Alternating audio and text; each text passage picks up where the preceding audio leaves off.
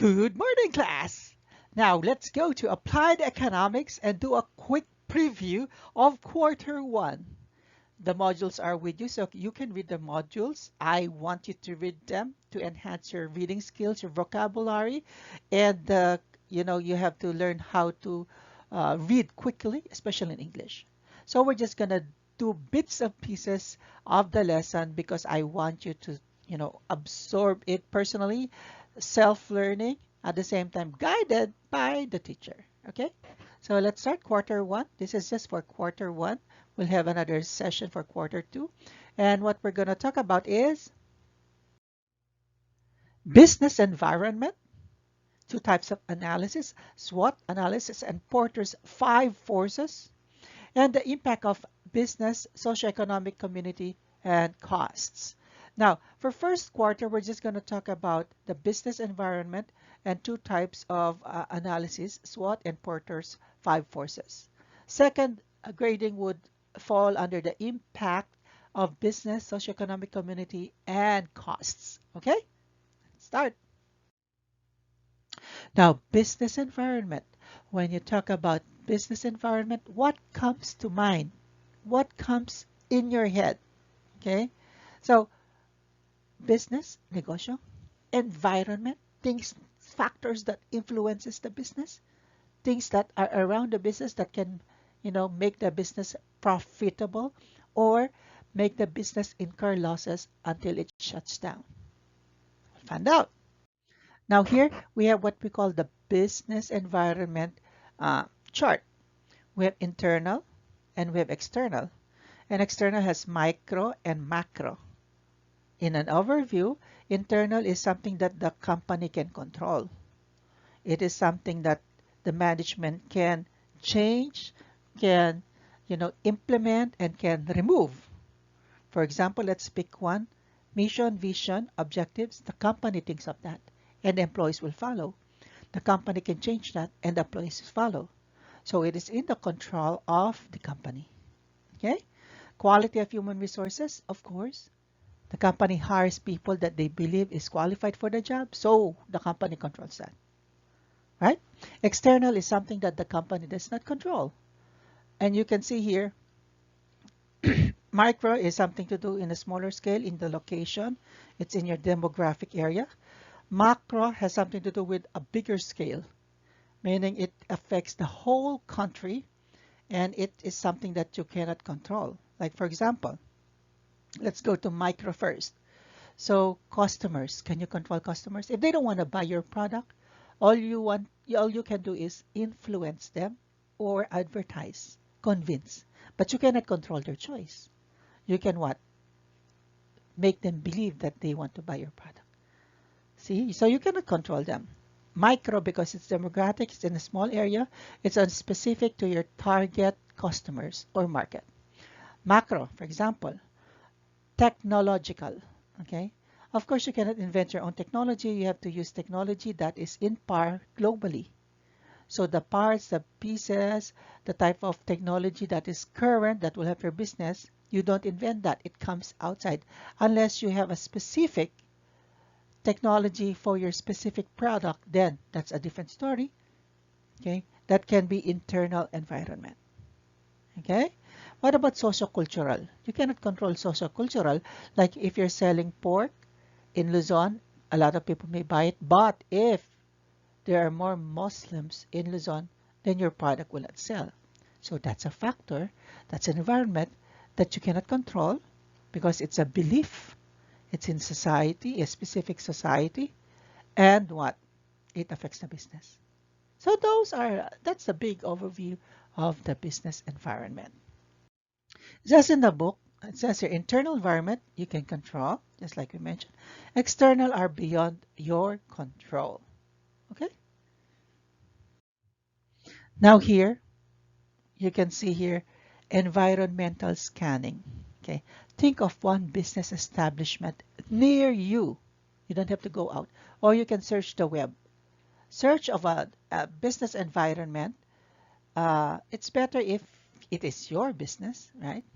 And then what are you going to do? You're going to identify the macro and micro environmental factors. Now here on the list, it's based on the diagram on the previous slide.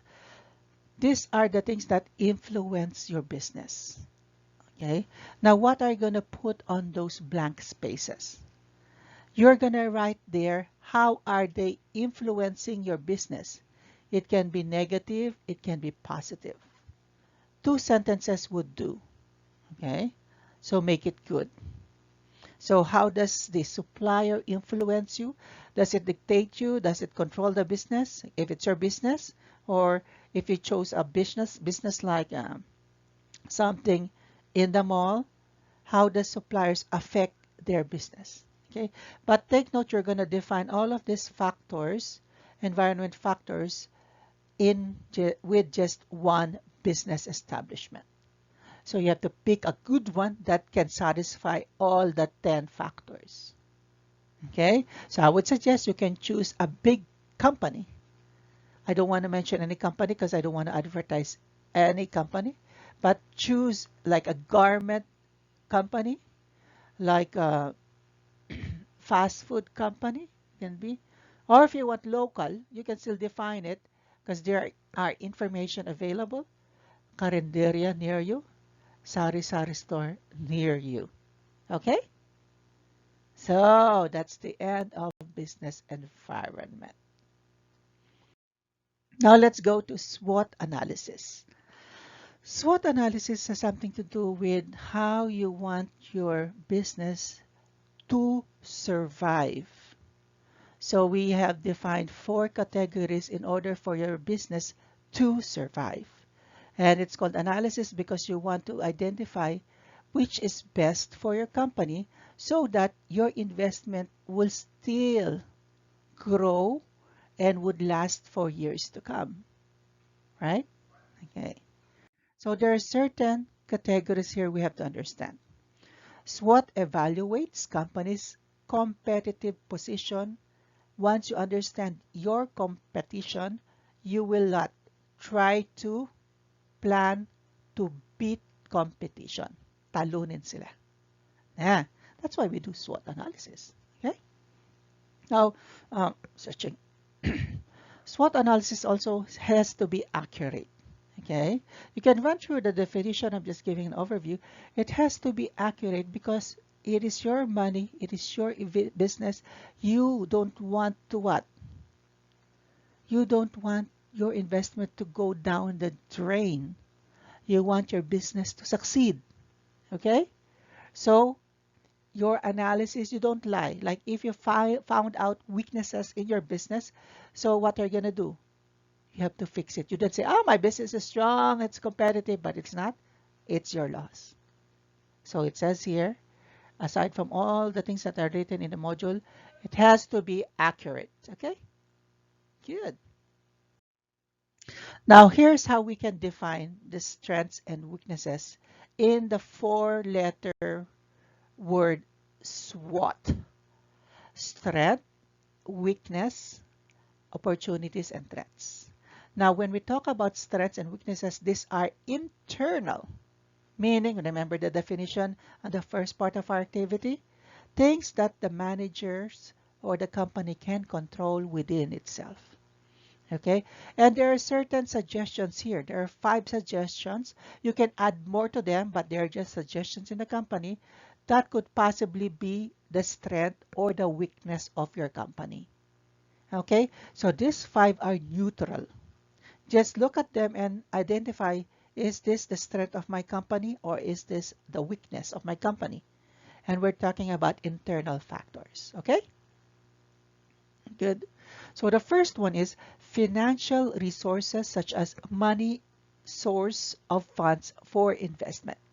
So when you identify or when you put up a business, let's think of a business, okay? Any type of business. Remember the first example a while ago, we identify, the types of things that influence or, make the business prosper or incur loss. that same business, we're gonna identify its SWOT. Okay? Same. Para hindi na nakakalito. So first part, you think of a business and you identify the environmental factors. Second is same business, we are going to what? We are going to identify its strengths, weaknesses, opportunities, and threats. So the first part, you have to really think of a good business para maging consistent tayo sa tatlong stages ng quarter 1 lesson. Okay? So let's go back. So is money something that the company has abundantly? Okay? If the answer is yes, is it a strength or a weakness? Because the strength says it separates you from the competition. Weakness is it performs at its optimal level. So kung yung napili mong business ay sakto lang yung puhunan at pag nalugi na siya, magsasara na siya, it's considered a weakness. Pero pag ang company mo malaki ang investment at maraming investors nagtitiwala, it's gonna be a strength. You see? So number 1, it can be S, strength, or W, weakness. So look at that. Saan siya? Kaya that's why it's called analysis.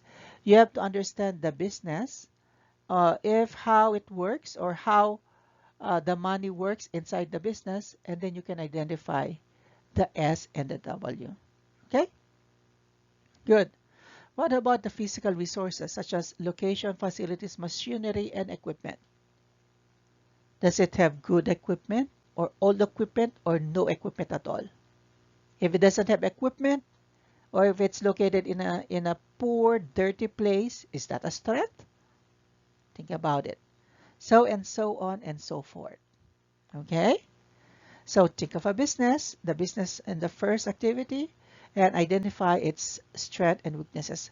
I want to see all of the 5 in either strength or weaknesses, or you can add more, but it should not be less than what is here.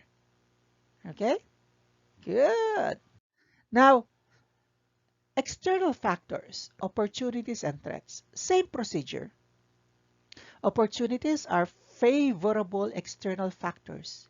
It gives the company an advantage. For example, relationship with suppliers. Nagbibigay ka ng regalo sa mga supplier. So, binibigyan ka ng discount at dagdag sa pag-supply ng mga materials mo. Is that an opportunity or a threat? Siyempre, it's positive, it's opportunity. Threats are potential harm to your company. Like, for example, competitive threats. Okay, obvious naman yon. What are competitive threats? Yung kalaban mo ay mas what? Malinis yung product niya. Mas what? Mas mura. Oy, threats yon. Negative para sa yun eh. Positive sa kalaban. You get the idea? Okay. Now, here is the template we are going to use. Okay. It can be bigger than that because you're going to put in some elements. Okay. So, I'm going to give you an activity, an example for this particular segment of the lecture. So, don't forget internal, SW, strength, weakness, external, opportunity, threats. This is the template. Fill up the box, okay? Now, what are you going to put there? What's the type of activity? Here it is.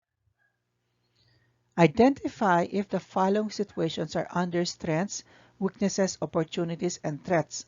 Write the number of corresponding market situation in SWOT analysis matrix or the template. So there, you're just going to put number 1, is it on S, on W? Number 2, is it on O, etc. And you're done with activity number 2. Okay? Good, good. The last one, Porter's 5 forces analysis. It's the same as SWOT, but it has a different approach and much more complex. So here is the diagram. Okay, I'm going to give you a moment to pause that and understand that. Okay, rivalry among existing competitors. So threat of substitute, threats of new entrants. When you say threats of substitute, things that they can replace your product with.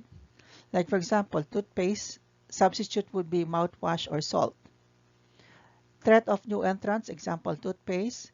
Substitute would be new flavors or a new company or a new size. Bargaining power of suppliers. What is this? Meaning, if your suppliers can what? Can uh, sell you products that are much cheaper, or sell products or control of products and dictate the supply. Okay, so they have the power to do that because they belong to what? External factors.